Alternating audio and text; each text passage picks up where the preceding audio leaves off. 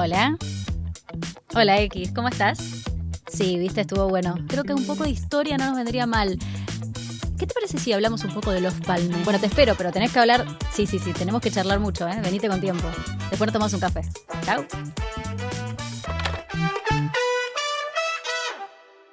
Muchos seguro ya conocen a este primer ministro sueco. Algunos quizás hayan escuchado más de su asesinato que de su mandato. Y otros tal vez no sepan de quién estamos hablando. Todos son bienvenidos. Hoy nos pareció importante hablar de Olof Palme. Nació el 30 de enero de 1927 en Estocolmo, en una familia de clase alta. Cuando terminó el secundario viajó por muchos países, incluyendo Estados Unidos, donde estudió artes por un año. Luego volvió a su país para estudiar Derecho. Como muchos otros, su militancia política comenzó ahí, en la universidad. Llegó a ser presidente de la Unión de Estudiantes. Más adelante fue reclutado por Tage Erlander, líder de la socialdemocracia sueca por esos tiempos, para ocupar diversos puestos en su gobierno, como el de ministro de Educación. En 1969, y luego de 23 años al frente de Suecia, Erlander dimitió y dejó a Olof Palme como presidente del Partido Socialdemócrata y, claro, como primer ministro de Suecia. Men låt mig få göra lite principiellt inlägg här. Fälldin har nu tjatat på mig, jag ska tala om varför jag är socialist. Och jag är demokratisk socialism. Med stolthet och med glädje. Jag blev det när jag for omkring i Indien och såg den fruktansvärda fattigdomen, fast en del var oerhört rika. När jag for runt och såg en ännu mer förnedrande fattigdom på sätt och vis i Förenta Staterna. När jag som mycket ung kom öga mot öga med kommunismens ofrihet och förtryck och människoförföljelse i kommuniststaterna. När jag kom till nazisternas koncentrationsläger och fick se dödslistorna på socialdemokrater och fackföreningsmän. Jag blev det när jag fick klart för mig att det var socialdemokratin som bröt marken för demokratin. Podemos decir que Palme es quizás el político sueco más conocido, principalmente por sus comentarios en el plano internacional, en un contexto tan complejo como la Guerra Fría. Fue contundente denunciando lo que sucedía en Vietnam, primero contra la ocupación francesa y luego, claro, en contra de Estados Unidos. Bör kalla saker och ting vid deras rätta namn. Det man nu gör, det är att plåga människor, plåga en nation för att förödmjuka den, tvinga den till underkastelse under maktspråk. Och därför är bombningarna ett illdåd. Och av det har vi många exempel i den moderna historien. Och de är i allmänhet förbundna med ett namn. Guernica, Oradour, Babi Yar, Katyn, Lidice, Sharpeville, Treblinka. Där har våldet triumferat. Men eftervärldens dom har fallit hård över dem som burit ansvaret. Nu fogas ett nytt namn till raden. Hanoi, julen 1900. Pero eso sí, no le temblaba la voz cuando tenía que hablar en contra de la Unión Soviética tampoco. Är kanske inte endast det tjeckiska folkets självbestämmanderätt. Det är också det polska, det östtyska, det bulgariska och måhända framför allt det ryska folkets längtan. También fue el primer mandatario occidental en visitar Cuba luego de la revolución. Así lo recibían los cubanos en 1975.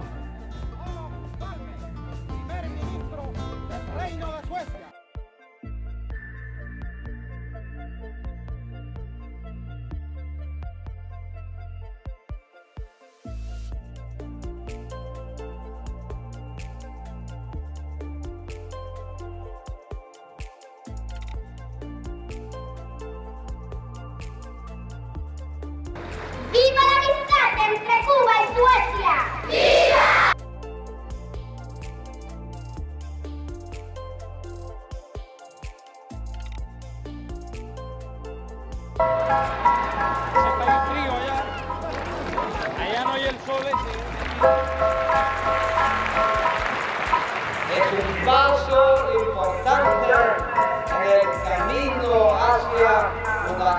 amplia cooperación para alcanzar esas reivindicaciones. Y le voy a decir la verdad, es una fortificación. Du beundrar honom? Jag beundrar hans enorma vitalitet och vilja att försöka bygga upp Kuba. Det är alldeles högst imponerande. Olof Palme creía firmemente en el poder de la neutralidad, algo que no está muy de moda por estos tiempos. Neutrality has does not condemn us to be quiet. And when we have condemned, for instance, invasion in Hungary or Czechoslovakia or the Berlin Wall, when we've aided refugees from the eastern countries, nobody has thought that we are bold. Everybody has thought that this was perfectly natural for a neutral country to do. Denunció al franquismo, ayudó a miles de chilenos a exiliarse en su país luego del golpe Allende, recibió a muchos exiliados de dictaduras, guerras y otras situaciones injustas y alzó la voz en contra del apartheid en Sudáfrica.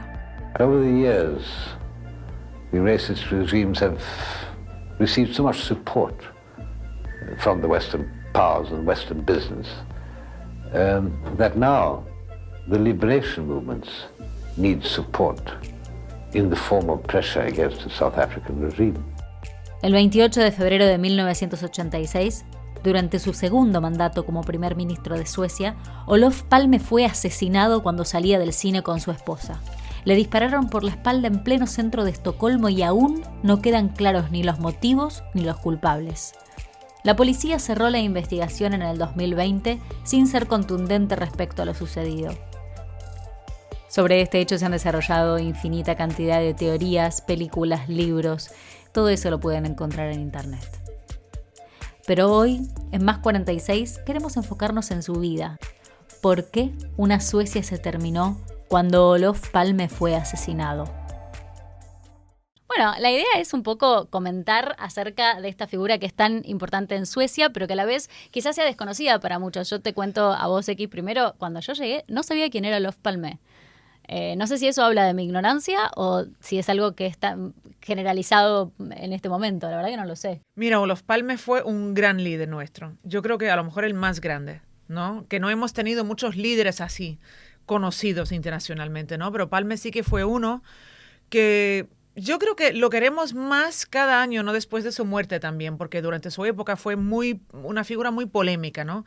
Odiada por partes de la población sueca porque era de la clase alta, fíjate, venía de la clase alta, pero muy alta, no la clase media alta, claro. Sino que mira, fíjate, donde él nació, en la misma casa vivía el líder del partido de derechas. Ah, mira, ¿cómo Entonces sería? crecieron juntos, como vecinos, y en esa época, tú sabes que el Partido Socialdemócrata eran puros obreros, todo el mundo, o sea, eran obreros, ¿no?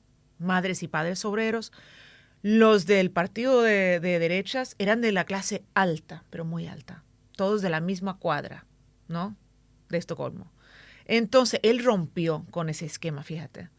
Entonces, él fue como el primero de la clase muy alta, que sus amigos eran condes y, bueno, amigos de la familia real y cosas así. Y él se hizo socialdemócrata. Y eso, ahora vamos a también pensar qué pasaba en Suecia en ese momento, ¿no? Para que pase eso, para que pase que una persona de ese espacio, por supuesto que tendría que ver con su propio interés, sé que fue muy lector y que también sabía muchos idiomas, digo, esas curiosidades que uno dice, ¿cómo pueden hacer? A veces uno piensa esto con el Che Guevara, ¿no? También que era de una clase alta y que pero se no fue tan a alta viajar. como los Palme.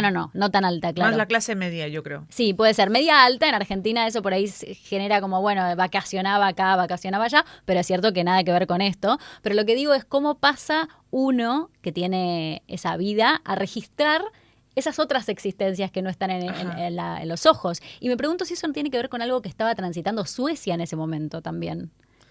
Bueno, puede ser porque él era de la juventud radical, ¿no? Él viajaba, bueno, a Estados Unidos, por ahí, por allá, ¿no?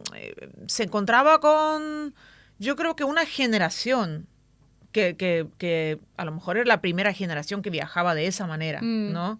Por curiosidad o para mirar el mundo. Claro, no para colonizar, sino para conocer, ¿no? Que es otra cosa. Entonces él pues se dio cuenta que, mira, que en el mundo había mucha desigualdad, mucha pobreza, pero también un movimiento de estudiantes que se oponían a eso, ¿no?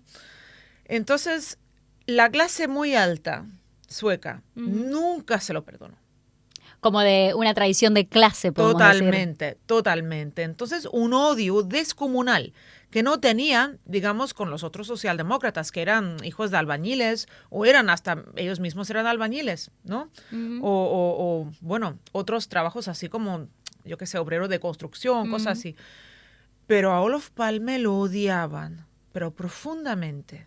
Es muy común eso que pasa con líderes populares que tienen una porción de la población importante a la que justamente le tocan los intereses, ¿no? Porque no es solamente seguro esta cuestión de la clase, sino lo que él después hace cuando tiene poder, que justamente no responder a esa clase a la que él pertenece.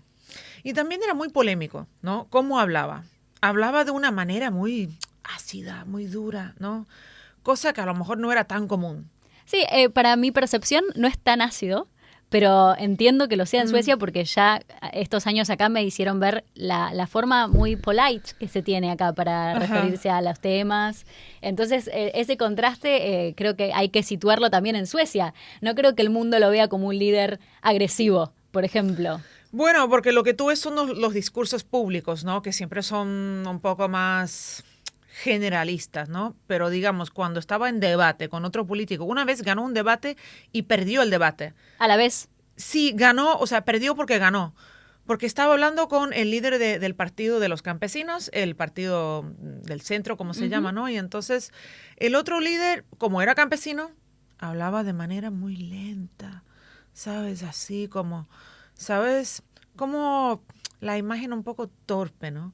Mientras Olof Palme, que también venía de la clase alta, que tenía esa manera de hablar así rápida, ¿sabes? Y un poco agresiva, no, pero ácida, como que sí, le entiendo. cortaba, le interrumpía, y entonces el otro quedó como, bueno, no sé, y así todo el mundo simpatizando con él, ¿sabes?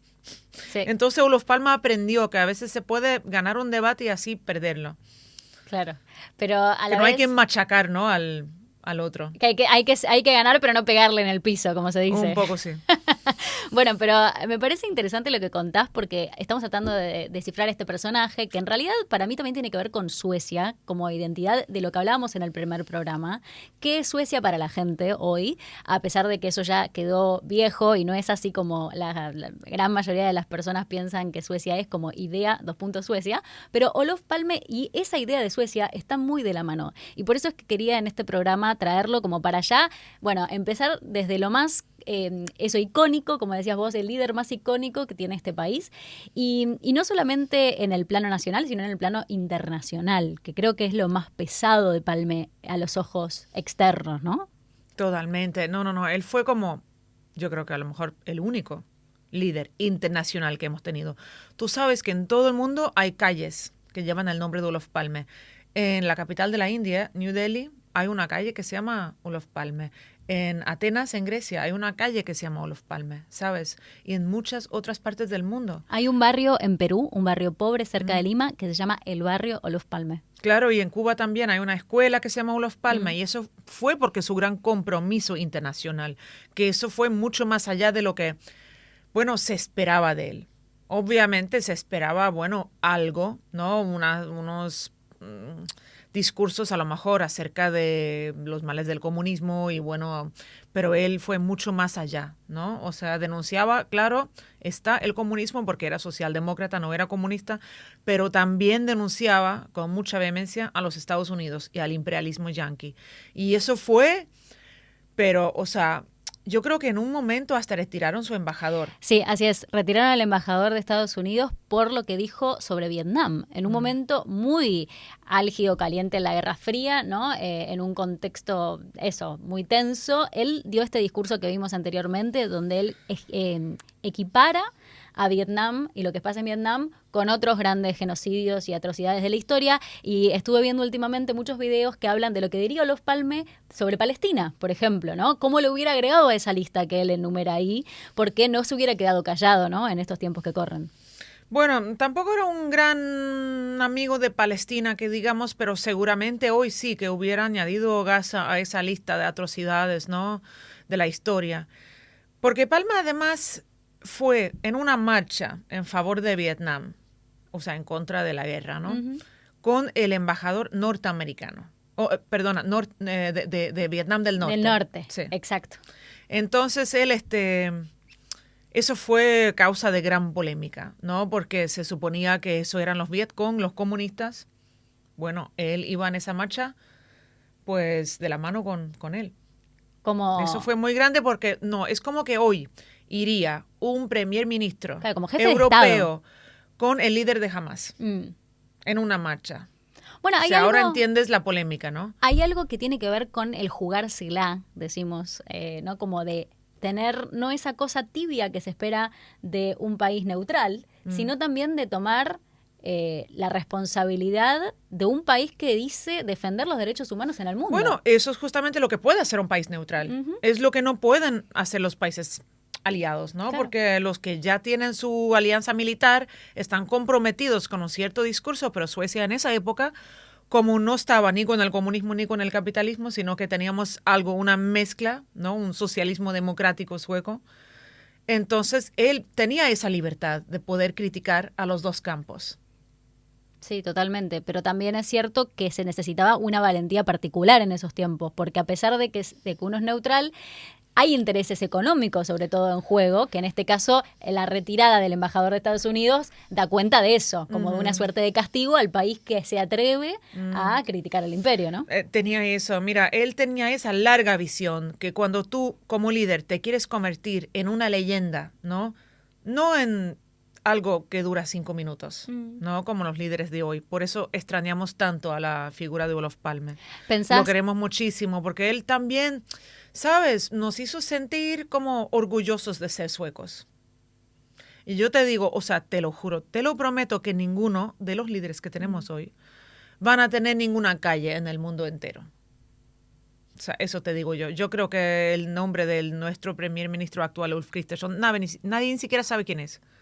Él va a quedar en el gran olvido o en la sala de la vergüenza.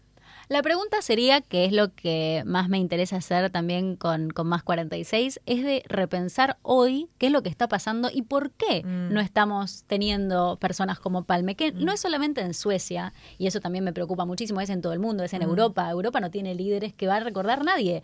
¿Qué calles se van a llamar como los líderes de Europa hoy? Esa es una gran pregunta. A mí me Totalmente. ¿no? Totalmente. Porque, bueno, por supuesto estamos en Suecia, pensamos desde Suecia en este momento, pero también lo podemos hacer extensivo a un momento del mundo en donde hay pocas personas que se juegan por los intereses más generales, colectivos de la sociedad. Y eso se nota, porque lo que queda en la historia es el amor del pueblo. Cuando pensás en un líder, pensás en eso, en personas a las que les cambió la vida. Sí, totalmente. Y bueno, lo raro es que haya uno de Suecia, porque tú sabes que Suecia no tiene presidente, es una monarquía.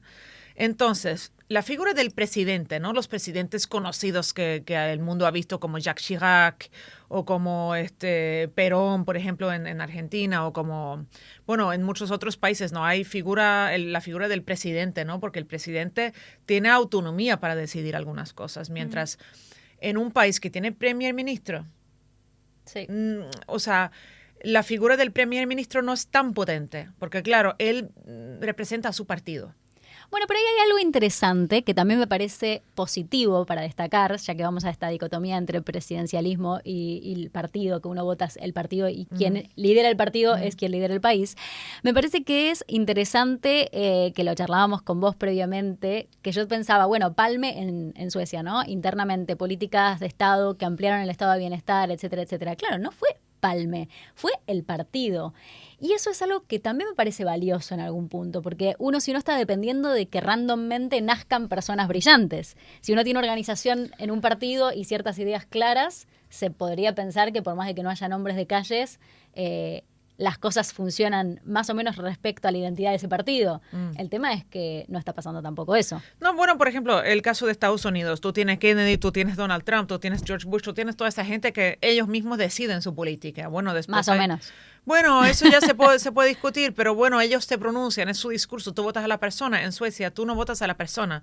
El primer ministro es como un empleado público, es alguien que obedece las órdenes del partido. Entonces, no tiene esa autonomía para decidir, ¿no? Y por eso, nuevamente, el primer ministro en los países que tienen monarquía. Es una figura bastante tibia, ¿no? Es blanda, no es un personaje, no es un líder, pero los Palmes sí que lo fue. Y a lo mejor también por los tiempos en los que vivía. Porque claro, había el movimiento estudiantil, 68, bueno, las huelgas generales que teníamos aquí en Suecia, las mujeres de limpieza de huelga, los mineros de huelga, todo el mundo de huelga.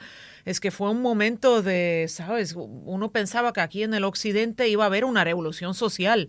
Francia, mayo 68, Claro. pues él vivió todo eso, formó parte de eso.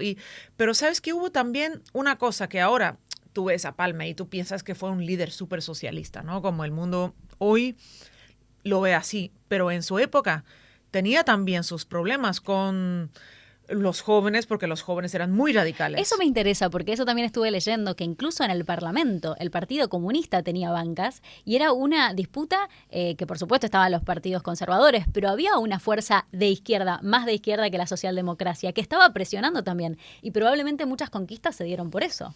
Sí, además Olof Palme fue muy duro con el comunismo, muy duro, no solo con el comunismo soviético, sino también aquí en Suecia. O sea, incluso encarcelaron durante su época, cuando era primer ministro, creo, a 2 periodistas que habían descubierto un escándalo enorme. Mira. Que el Partido Socialdemócrata había usado el Estado para espiar a los comunistas de Suecia. Ah, esto creo que lo leí. Entonces lo descubrieron 2 periodistas que fueron encarcelados, pues gran escándalo. Había un escándalo con el sistema como si fuese la CIA, ¿cómo se llama? Sí, Servicio secreto. La CIA con minúscula que tenemos aquí.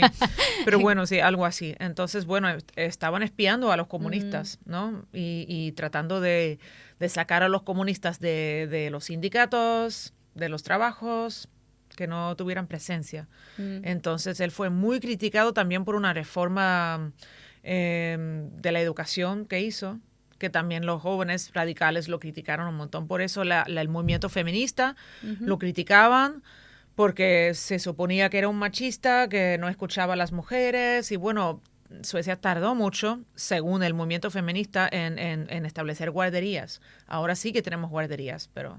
Sí, igual, claro, estamos hablando del movimiento feminista quizás de los más avanzados de Europa, el movimiento sueco. En esa época. En esa época, claro, en los 60, 70, cuando uno escucha todo lo que se han hecho. Podríamos hacer un programa especialmente dedicado a eso, al feminismo sueco, me parece muy interesante, pero estamos hablando de cosas que hoy, cuando uno repasa, tanto incluso las críticas que se le hacían a Palme, que en las muchas estoy de acuerdo, era como de una realidad que hoy parece utópica y parece inexistente, ¿no? Como ese roce entre la socialdemocracia que ampliaba derechos a trabajadores y los trabajadores que le exigían más y estaban enojados con eso, no existe hoy. O no sé. ¿Qué No, está porque pasando? muchas veces tú sales a protestar cuando tienes esperanza, ¿sabes?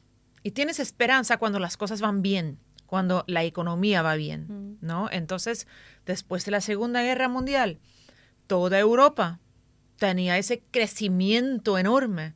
O sea, la economía crecía, los sueldos crecían, todo crecía, ¿no? Porque había que reconstruir Europa después de la guerra. Entonces, se invirtió mucho dinero en eso. Y claro, entonces los obreros también exigían más, que es normal, ¿no? Porque tú ves que todo crece después con las crisis que hemos tenido ahora, crisis tras crisis financiera, crisis COVID, crisis guerra, crisis no sé qué, inflación, Entonces, ¿quién va a protestar? Porque no hay ese espacio. Sí, y no también una conciencia que creo que había mucho más antes del poder que se tenía en los sindicatos o en los lugares de decisión de trabajadores, como hablábamos también previamente en el anterior programa, los lugares que ustedes podían ser parte en la discusión, sin necesidad de protestar, como ir a la discusión directamente en los lugares que había que darla. Y me parece que eso habla no solo de Palme. Palme es parte de un contexto, digamos, que en lo que era Suecia. Y eso es lo que tratamos de rescatar en este programa para seguir analizando la realidad y qué pasa hoy. Y me interesa porque en mi percepción nueva de ser una nueva descubridora de Palme, porque eso es como si mañana alguien te cuenta, un argentino, bueno, ¿quién fue? No sé, Perón o alguien que tiene una historia enorme pero no se sabe nada. Bueno, así estoy yo, nueva con Palme, pero pienso cómo repercute en la sociedad de hoy. ¿Qué pasa hoy? Porque vos decías, lo odiaban mucho en una época, pero bueno, cuando alguien muere, todo se resignifica, ¿no? Nadie habla mal de él. No, ya ves tú. Yo creo que es difícil hoy imaginarse el odio que las clases altas tenían contra Palme, ¿no? Pero ese odio yo creo que hoy con Internet existe todavía, ¿no? Pero no contra él, sino contra, bueno, la izquierda o los inmigrantes, los musulmanes, las mujeres. Sí. Es muy interesante lo que él dice también, ¿no? De los inmigrantes, de las personas que no son suecas, cómo también sienta las bases para oponerse a justamente lo que está pasando hoy en Suecia, que es un movimiento más de anti-inmigración, y cómo Suecia generó un espacio dentro de Europa de recibir mucha gente, ¿no es cierto? Pero no solo Suecia, eso fue más bien Alemania. Ah, mira. Sí. A veces no me gusta ese excepcionalismo sueco que yo creo que te ha tocado también porque la gente de aquí habla como si fuera una burbuja, ¿no? Y mira, fíjate que en toda Europa, en los años, creo que comenzó en los años 60, empezaron a recibir más bien obreros de Turquía, de Yugoslavia, de muchas partes para cumplir la falta. La reconstrucción, digamos, para hacer la reconstrucción. Bueno, en Suecia no, porque no habíamos tenido guerra. Entonces, más bien el crecimiento del sector, por ejemplo, de Volvo, de coches o de Ikea o de, bueno, muchas empresas que necesitaban maniobra. Entonces, que como aquí no había suficiente, importaban de otros países.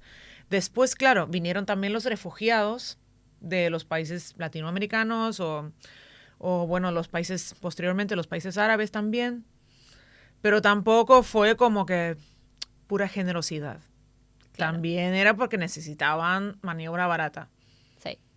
Sí, pero bueno, sigue siendo interesante de todas formas la recepción en cuanto a las facilidades de aprender el idioma, ciertas medidas públicas para que esa incorporación de personas de afuera sea más, no sé, smooth, ¿cómo se diría? Como suave.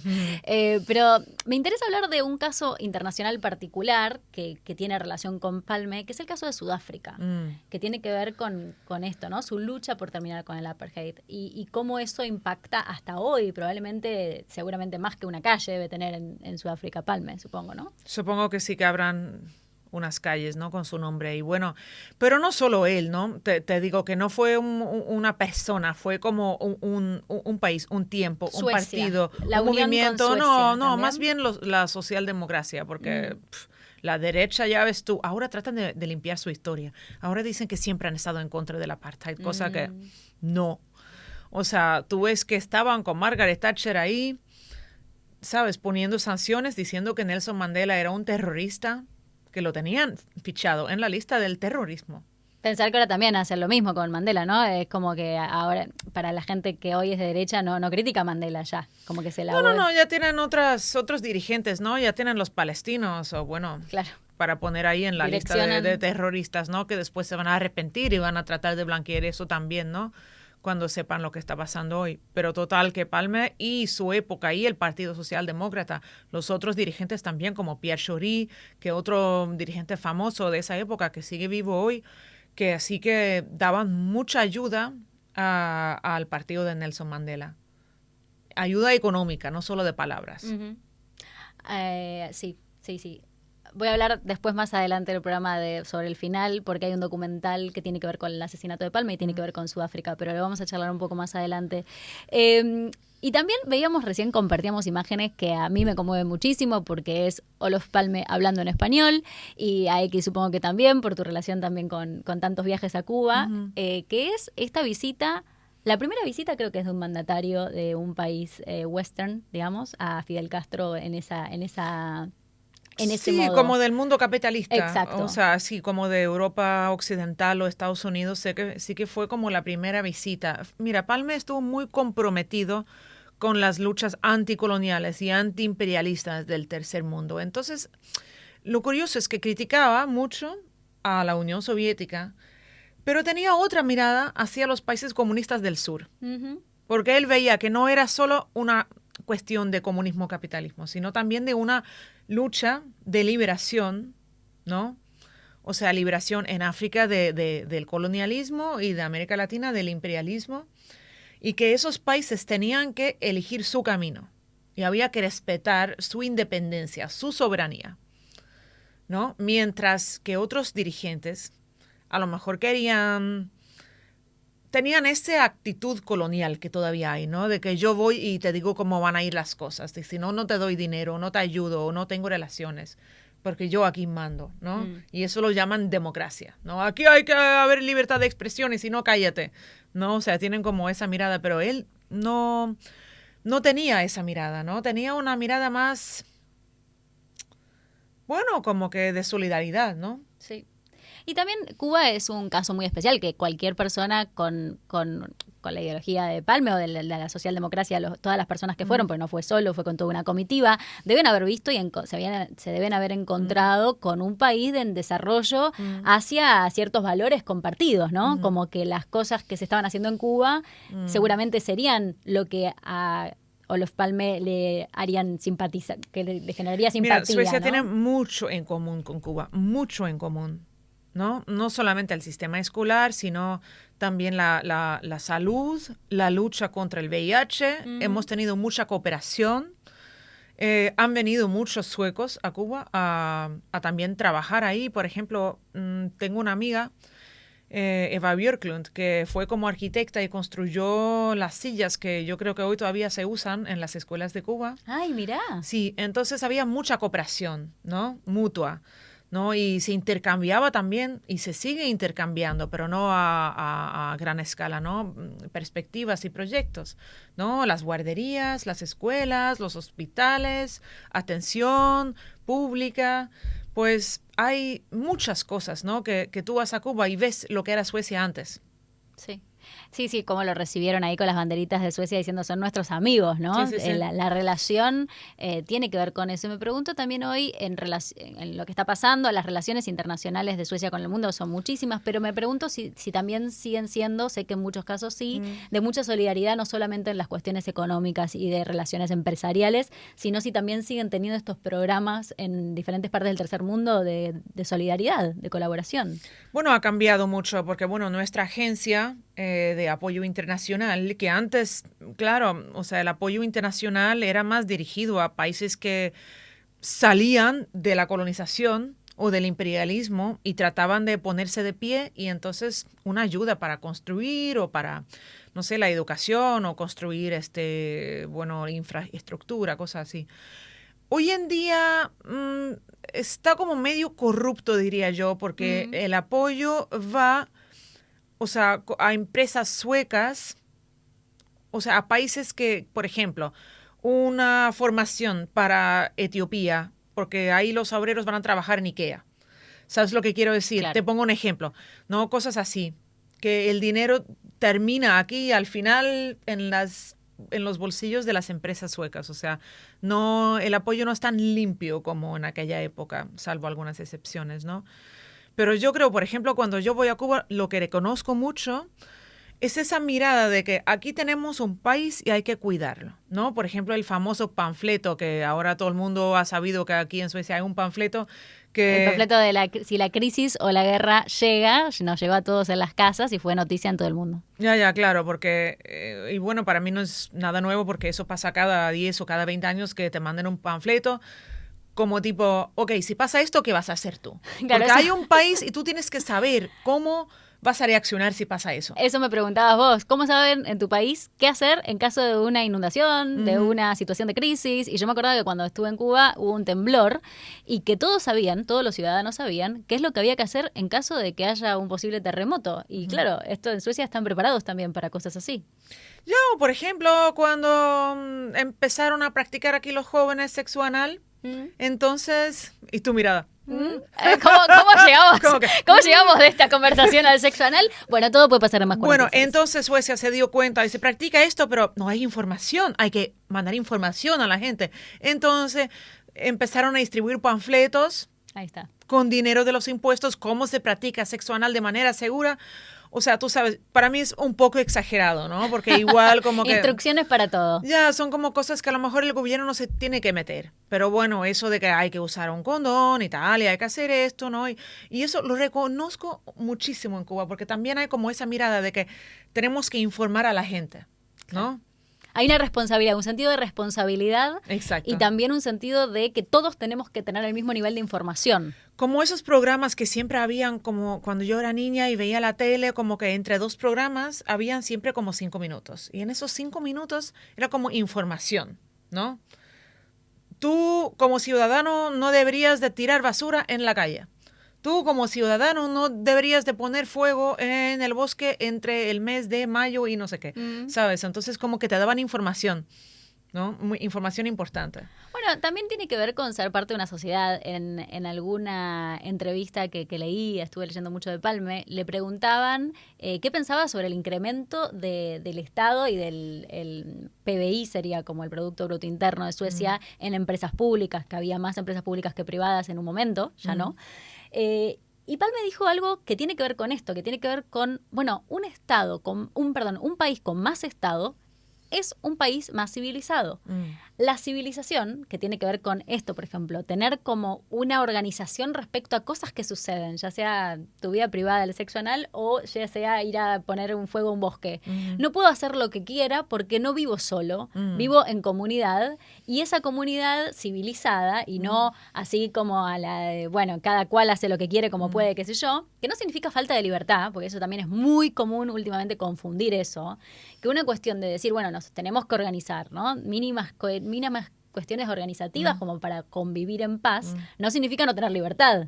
Y además como que no es que te prohíben hacer tal cosa o tal otra, sino que te dicen, bueno, esto debería hacerse así. Sí, totalmente. Sí. No se trata de prohibir, bueno, algunas cosas obviamente prohibidas, ¿no? Pero sobre todo de informar, de tener esa cohesión, ¿no? De que esta sociedad no se tiene que fragmentar. Cosa que hoy ha pasado. Bueno, hoy somos como Estados Unidos un poco, que aquí hay un rico, aquí hay un pobre, nada que ver el uno con el otro. Quedan cosas igual, no, por suerte todavía hay cosas que quedan, pero es cierto que están menos defendidas, me parece, como que esa necesidad de comprender. Y creo que Palme lo decía mucho en sus discursos internacionales, cuando él explicaba por qué era socialista, que para él le hacía mucho sentido, que no se podía salvar solo, que por más que él era de una familia rica y que no iba a tener ningún problema, iba a tener problemas en el momento en que el de al lado estaba mal. Hasta incluso desde un punto de vista egoísta, digo, en cualquier lado que hay inseguridad, la inseguridad tiene mucho que ver con la desigualdad, ¿no? Vos vas a sufrir en algún momento de esa desigualdad. No es la razón por la cual habría que pensarlo porque queremos todos vivir mejor, pero digo, la comprensión de que nadie se salva solo, creo que es algo que tenemos que retomar de alguna forma, ¿no? Totalmente. Hay algo que no podemos dejar de mencionar, porque además es lo que más aparece cuando uno busca Olof Palme en las redes sociales, en internet en general, que es que él no murió, como dijimos hace un rato, murió. A él lo asesinaron en un contexto donde él estaba en poder. Es la primera persona mandataria sueca que es asesinada después de un caso del rey Gustav III, creo que fue que le dispararon en la ópera. Digo, es una... Eso fue como hace 300 años. Claro, exacto, 1700 y algo. Entonces, la relevancia y el shock emocional en esta sociedad después del asesinato de su líder más importante, no podemos dejar de mencionarlo. Y además, el misterio, ¿no? Que no sabemos qué es lo que pasó. No sabemos todavía quién fue, hay muchas teorías, pero no sabemos todavía. Y es un fracaso total, digo yo, de la policía sueca, con tantos recursos, tantos años. Tanta investigación, todavía no sabemos quién mató a Olof Palme. ¿Es un fracaso o es una decisión no encontrar la respuesta? Bueno, quién sabe. No, claro. Pero si yo tuviera la respuesta, ¿tú sabes cuántos millones me darían? Porque mira, y eso también es raro, ¿no? O sea, hay un presupuesto de no sé cuántas millones de coronas suecas para la persona que encuentra o que dé una pista para encontrar el asesino de Palme. Y aún así nadie ha salido a la luz diciendo, fui yo, fue mi vecino, ¿sabes? Obviamente mucha gente ha dicho, bueno, yo creo que a lo mejor, pero nada que ha dado, ¿sabes?, una pista importante, ¿no? A Palme lo asesinaron en plena calle. Iba sin guardaespaldas. Iba del cine durante la noche, acompañado por su esposa, caminando por la calle. Alguien se acercó, disparó 2 veces a Palme y a su esposa. La esposa, por suerte, se giró y al girarse se salvó la vida. El tipo se ve que no tenía prisa, según los que estaban ahí mirándolo, ¿no? Había un taxista que lo vio todo y que dice que fue un asesinato premeditado. Eso no fue ninguna bronca, ni una discusión, ningún error. Eso fue una persona que iba a matar. Y entonces esa persona miró tranquilamente que había caído Palme, que ya al caerse ya estaba muerto. Murió 2 segundos. Se fue corriendo, pero no corriendo a lo loco, sino corriendo así como alguien que sabía lo que hacía. Y que Y también, eso fue lo último que supimos de esa persona. claro, y también digo, podemos pensar ahí, elucubrar que había una zona liberada o que había un complot por fuera de esa sola persona también. Es muy difícil claro, matar a- claro, mata a una persona, pero quién sabe si habían 3 personas detrás o 3.000 Claro. personas detrás. Obviamente no van a ir 3.000 personas a disparar. No, pero el crimen intelectual, digamos, ¿no? Eso es lo que a mí más me parece interesante, porque la verdad es que quién dispara, quién disparó, en definitiva, no creo que sea el tema central, sino por qué y qué Claro, haya pero detrás. si encontramos la persona ya sabemos el por qué también. Sí, es cierto, a veces. Y entonces sí, eso es lo extraño y lo más triste es que a lo mejor esa persona ahora está muerta. Esa persona a lo mejor no va a surgir nunca. Y ya cerraron la investigación. Mira, o sea, dieron con 2 personas que fueron sospechadas, pero es que eso es como, es tan ridículo. O sea, tú dices que ¿qué somos, no? Un país, bueno, para no insultar a ningún país del tercer mundo, pero digamos, no es un país serio, ¿no? O sea, como que si eso pasa en Guinea Ecuatorial y entonces todo el mundo dice, pero obviamente que eso fue un complot, que no quieren dar con el asesino, porque primero sacaron a uno que era un drogadicto, alcohólico, Christian Peterson. Christer Peterson, que el tío había matado a una persona antes en su vida, pero a puñaladas. Eso es otra cosa, ¿no? El tipo se interesaba por 2 cosas en la vida, ¿no? Drogas y porno. Y después como que yo creo que pensaban que esto, pues, vamos a resolver el caso como que encontrando a alguien Claro, para echarle la culpa. un chivo expiatorio, listo, ya está. Exacto. Y bueno, al final que al principio lo condenaron, pero después no, lo liberaron otra vez porque, o sea, no había pruebas ninguna. Y tal. Ahora dieron con otro que ya está muerto, pero lo han, digamos, condenado en su ausencia porque el tipo ya falleció. Se suicidó. Sí, porque trabajaba en una empresa ahí cerquita. Y Era un testigo. Era un testigo que dicen que como no sabemos qué hizo él antes ni después y se porta de manera extraña porque va corriendo por ahí, a lo mejor es él. Sí, vamos a decirlo. Ya, es él. Mira, cerramos la investigación. Eso fue el año que yo llegué a Suecia y fue como, bueno, me enteré quién era Palme al rato de que me contaron, bueno, ya se cierra la investigación, me acuerdo de la expectativa, yo estaba, bueno, vamos a ver la televisión. La verdad que la explicación fue nula, o sea, fue solamente decir, bueno, fue como decís vos, esta persona que estaba por acá, listo, ya está, se cerró. Así. Es y que ya. las pruebas son, o sea, es para reírse, las pruebas son, él vivía en un barrio más o menos adinerado, donde mucha gente odiaba a Palme. Ah, él a lo mejor lo odiaba también.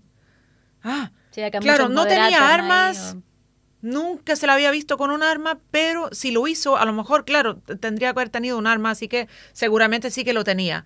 Y es todo hipotético, o sea, se ve que ya tenían ganas de cerrarlo y ya. sí.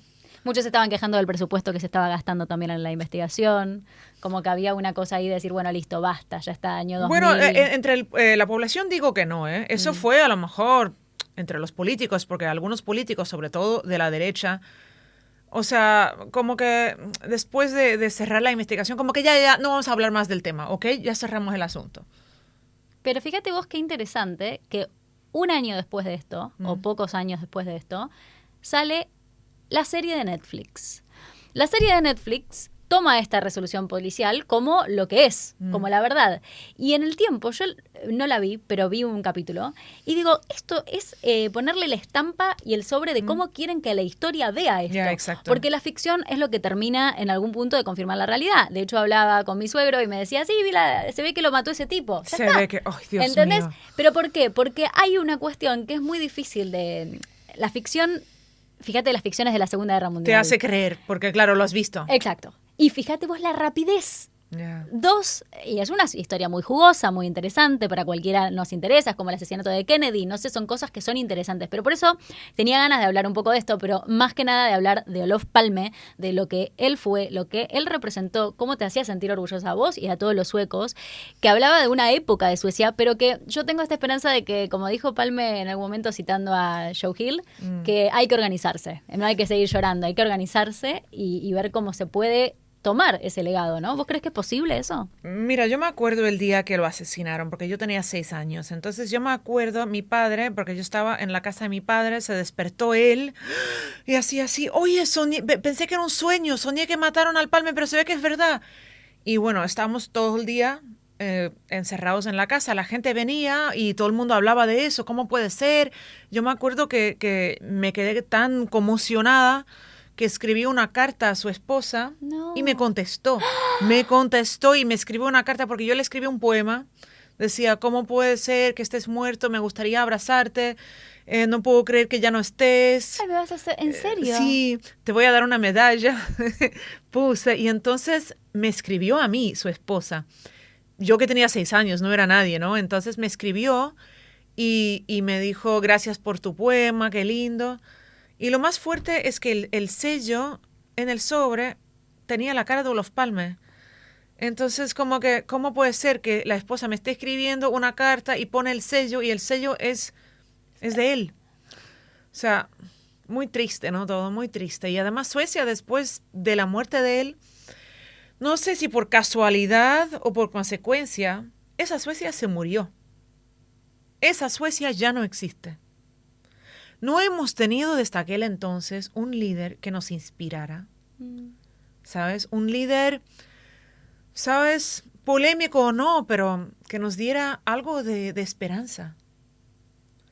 Suecia se empezó a privatizar, se vendió la mitad del sector público a empresas extranjeras, se privatizó la educación, la salud, la luz, el transporte público, todo, ¿sabes? Empezaron a crecer también las diferencias de clase. Ahora entramos en la OTAN, que yo creo que eso sería la pesadilla de Palme, porque él siempre creía mucho en, ¿sabes?, la neutralidad, de que Suecia no formara parte de ninguna alianza militar, creía en la paz. Y el poder que tiene esa neutralidad, él lo decía, ¿no? Que no Exacto. era quedarse callado, sino poder ser la voz que hable por las causas comunes de los derechos humanos, de la humanidad, ¿no? Entonces creo que ese proyecto de la nueva Suecia, que yo no sé quién estaba detrás de la nueva Suecia que vivimos hoy, pero no hubiera sido posible con la presencia del Palme. Y yo creo que por eso se tenía que ir. ¿Quién lo hizo? No lo sé. Pero que se tenía que ir era claro, porque su voz era tan poderosa. ¿Sabes? Que él se hubiera opuesto a todo lo que pasó después. Eso es la principal forma de buscar un culpable, ¿no? Ver quién se beneficia por, en este caso, la ausencia de Palme. Y en esta situación de un líder popular, no solo en Suecia, sino en todo el mundo, enemigos no le faltaban. Tenía enemigos en Sudáfrica, enemigos en Chile incluso, ¿no? Él es muy crítico de Pinochet y cómo ha ayudado a los chilenos y a muchos otros latinoamericanos. A Asia, podemos enumerar y podemos encontrar posibles culpables en todos lados, pero lo que sí es claro es que, como decías vos, el poder estructural del mundo capitalista se benefició con la pérdida de un líder popular Totalmente. como Palme.